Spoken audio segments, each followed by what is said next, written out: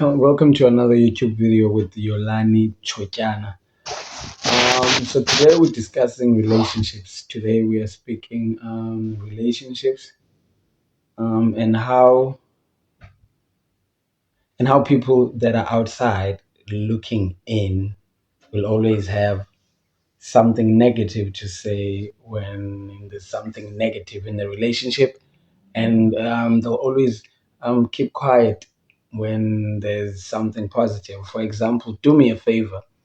When you have time, uhleli nje, do me a favor, go to your Facebook, Instagram, WhatsApp, TikTok, whichever platform that you know by nabantu abaninzi.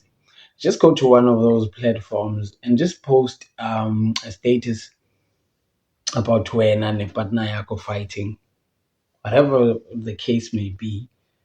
Just post something nje, even if uthe enough is enough or whatever.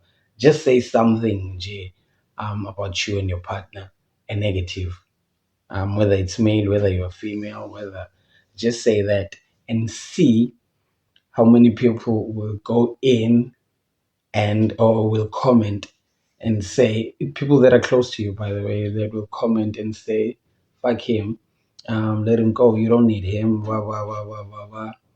And they'll be quick, even though they don't know what your next step really is.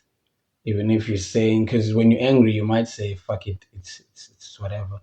But if we are kakuhle and you really think about it, just write something negative, man. Just write something negative on your platform, whatever platform, on your followers as needs to go. Just write anything, and then ubone how people are gonna actually react about close school. And then write something negative. Sorry, and then write something a positive.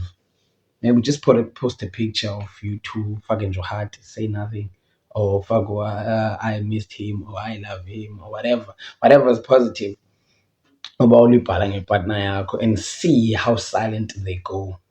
See how they gone, bathule. And notice when you are actually fighting nomuntu wakho at that moment.